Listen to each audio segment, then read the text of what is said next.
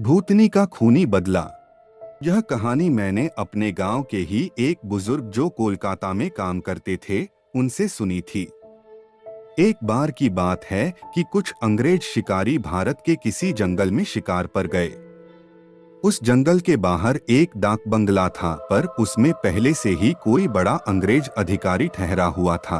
अस्तु इन अंग्रेज शिकारियों को जंगल के बीच बने एक पुराने डाक बंगले में रुकना पड़ा।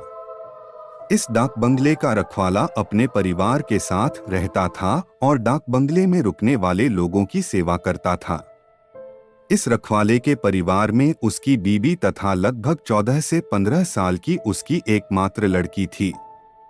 एक शाम जब अंग्रेज शिकारी शिकार करके वापस डाक बंगले पर आए तो नहा धोकर पीने बैठ गए।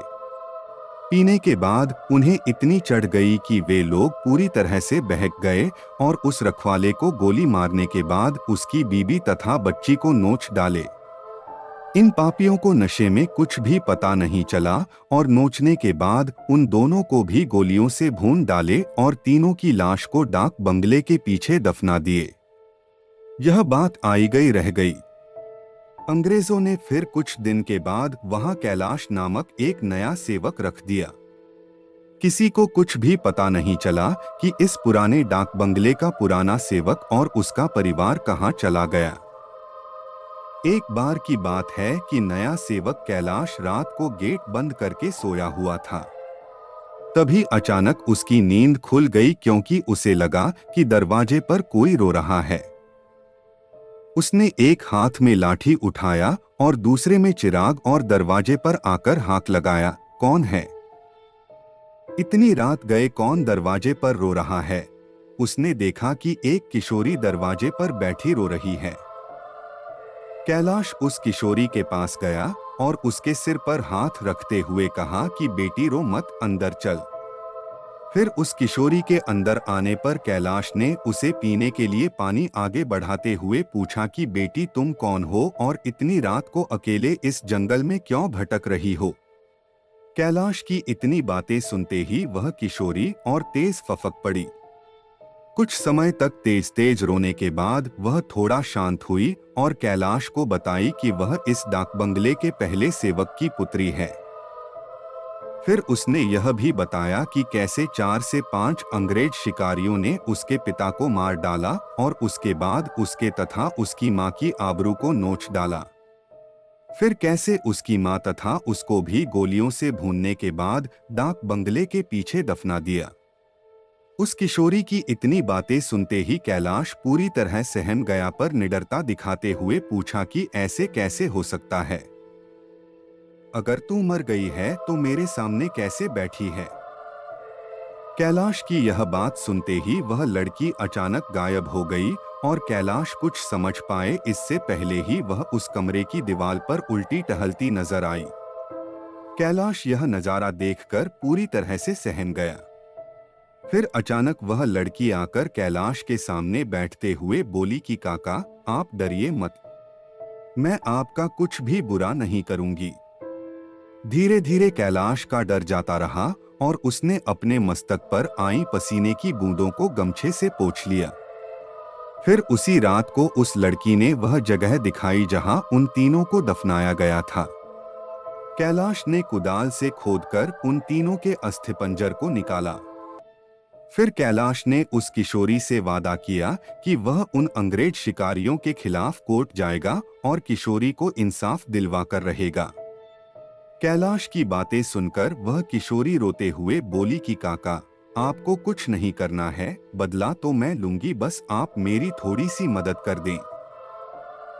फिर क्या? उस किशोरी के बताए अनुसार कैलाश ने बीमारी का बहाना बनाकर उस डाक बंगले की नौकरी छोड़ दी तथा उस किशोरी को किए वादे के अनुसार उस किशोरी के माता पिता की अस्थियों को जला दिया तथा उन दोनों के नाम पर पूजा पाठ भी करवाया। उन दोनों की मुक्ति हो गई, पर लड़की के कहे अनुसार कैलाश ने न लड़की के अस्थिपंजर को जलाया और न ही उसके क्रियाकर्म के लिए कोई अनुष्ठान पूजा पाठ ही किया, क्योंकि किशोरी ने कहा था कि अगर उसके लिए भी पूजा पाठ हो गई तो वह इस भूथी योनि से मुक्त हो जाएगी और फिर उन दरिंदों से बदला नहीं ले पाएगी। समय बीतता गया और अब उस डाक बंगले में कोई नया सेवक आने को भी तैयार नहीं होता, क्योंकि कैलाश वहीं आसपास मंडराता रहता और नए आने वाले सेवक को भूती कहानी सुनाकर भगा देता। कभी कभी वह किशोरी भी अपनी भूती कारनामे से आने वाले नए सेवक को 9-11 कर देती। पर उस बंगले पर शिकारियों का आना कम नहीं हुआ। वे आते और खुद ही अपनी व्यवस्था करते। पर जो अब आता वह वापस नहीं जाता, क्योंकि उस डाक बंगले में ठहरने वाला हर अंग्रेज शिकारी उस लड़की का शिकार हो जाता। कभी कभी तो ऐसा होता कि वह लड़की किसी अंग्रेज शिकारी को अपने लटकों झटकों में फंसाकर उस डाक बंगले में लाती और रात को अपने असली रूप में आ जाती और डराकर उस अंग्रेज को मार डालती और उसका खून पी जाती। यह क्रम चलता रहा और उस डाक बंगले में मरने वाले अंग्रेज शिकारियों की मौत रहस्य ही बनी रही। अंग्रेज अधिकारियों के लाख कोशिश के बावजूद न हत्यारा पकड़ में आता और न ही मरने वाले अंग्रेज शिकारियों अधिकारियों के मौत का कारण पता चलता। धीरे धीरे यह खबर आसपास के क्षेत्रों में अंग्रेज शिकारियों आदि में फैल गई कि पुराने डाक बंगले में ठहरने वाले हर शिकारी की रात तो होती है, पर वह दूसरे दिन का सूरज नहीं देख पाता। 2-3 और वर्ष बीते और अब वह डाक बंगला खंडहर हो गया, क्योंकि अब किसी में भी हिम्मत नहीं थी कि वहां ठहरे। आखिर किसको अपनी जान की परवाह नहीं होती। पर वह किशोरी भूतनी जो अब युवती बन गई थी, उसी डाक बंगले में रहकर अपने हत्यारों का इंतजार करती। दिन में उधर आने जाने वाले लोगों को उसका एहसास होता, क्योंकि वह बराबर रोती रहती पर किसी को दिखाई नहीं देती। एक बार की बात है कि वह युवा भूतनी उस जंगल में रह रहे एक युवा भूत तथा युवा भूतनी के संपर्क में आई। ये दोनों आदिवासी थे और जंगल में लकड़ी काटते समय किसी अंग्रेज शिकारी के शिकार बन गए थे। युवा भूतनी उन दोनों को लेकर शहर की ओर निकल गई। युवा भूतनी उन दोनों भूतनी के साथ शहर में घूम घूम कर अपने हत्यारों की तलाश करती रही। 2 से 3 दिन की मेहनत के बाद ही वह अपने हत्यारों को पहचान ली। एक दिन वह शाम के समय खूबसूरत युवती बनकर उनमें से एक हत्यारे अंग्रेज शिकारी के घर पर गई। घर पर उस अंग्रेज के सिवा कोई नहीं था। फिर उसने खूब लटके झटके दिखाए और उस अंग्रेज को अपनी सुंदरता में फांस लिया।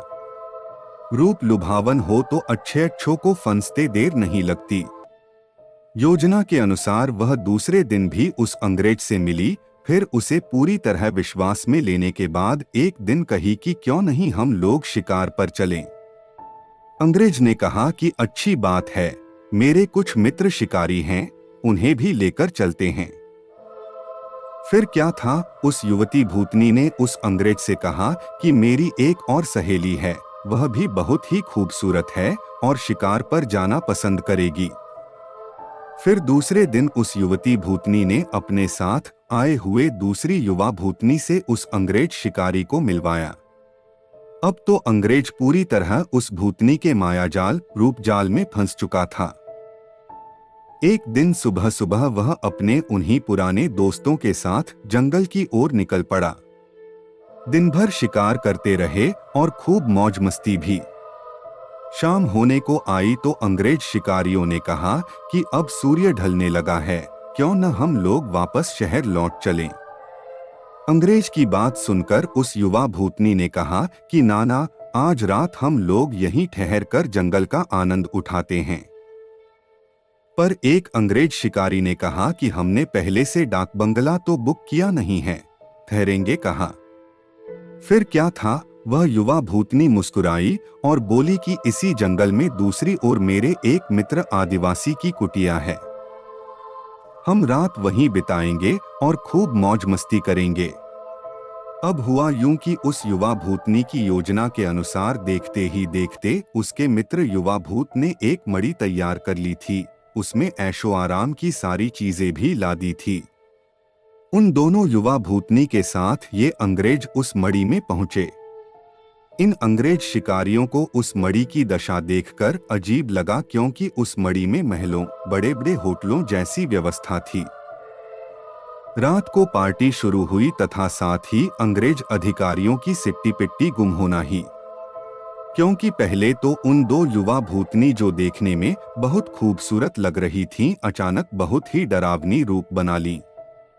ऐसा रूप जिसे देखते ही अच्छे की पैंट गीली हो जाए। फिर क्या था, उन भूतनियों ने ग्लास में खून भरकर लाकर उन अंग्रेजों को पिलाना शुरू कर दिया। किसी अंग्रेज की हिम्मत ही न थी कि वह ना करे, क्योंकि सब के सब पूरी तरह से डरे हुए थे और कांप रहे थे। अचानक आदिवासी युवा भी विकराल रूप में आ गया और अचानक उछलकर पास के एक मोटे पेड़ की मोटी शाखा को उछलकर इतना जोर से खींचा कि चर्र की आवाज के साथ वह मोटी शाखा टूट गई। उसके बाद वह विकराल भूत उन अंग्रेज शिकारियों में से एक को पकड़कर पैर के नीचे दबाकर देखते ही देखते चीर दिया और उसके खून को पीने लगा। उसका खून पीता देख दोनों भूतनियों ने भी लंबी लंबी विकराल जीभ निकालते हुए खून पीने में उसका साथ देने लगीं और साथ ही अपने बड़े बड़े नाखूनों से उसका शरीर जगह से चीरने लगी। उस युवा भूतनी ने तो भयानक आवाज निकालते हुए दौड़कर एक दूसरे अंग्रेज शिकारी के पास पहुंची और उसकी आंखों में अपने विकराल भयावह भाले जैसे नखों को डालकर उसकी दोनों आंखों को निकालकर खा गई। इसके बाद उन तीनों भूतनी भूत ने एक एक कर सभी अंग्रेज शिकारियों को मार डाला। दूसरे दिन उन अंग्रेजों की खोज में गए अंग्रेज अधिकारियों को उनकी ऐसी विभत्स लाशें मिली जो देखने में बहुत ही भयावह लग रही थीं। उनको ऐसे नोचा गया था कि लगता था कि यह किसी मनुष्य या जानवर का काम ही नहीं हो सकता। कैलाश को तो सब कुछ पता ही था, पर वह किसी को कुछ नहीं बताया। फिर एक दिन समय निकालकर गोपनीय रूप से कैलाश ने उस युवा भूतनी के कंकाल को भी जला दिया तथा उसकी मुक्ति के लिए एक पूजा करवा दी। यह एक काल्पनिक कहानी है, पर हकीकत भी हो सकती है उन लोगों के लिए जो अपनी शक्ति संबंधों का नाजायज फायदा उठाते हुए गलत कार्यों को अंजाम देते हैं और उन्हें लगता है कि कोई उनका बालबाका भी नहीं कर सकता। हमेशा वैसा ही कार्य करें जैसा आप दूसरों से अपने तथा अपनों के प्रति चाहते हैं। जय बजरंगबली। बस दोस्तों, आज के लिए बस इतना ही। और वीडियोस के लिए आप प्लेलिस्ट भी चेक कर सकते हैं। आपको नेक्स्ट वीडियो कौन से टॉपिक पर चाहिए मुझे कमेंट करके जरूर बताएं। मिलते हैं आपको अगले वीडियो में। तब तक के लिए सुरक्षित रहे, सतर्क रहे।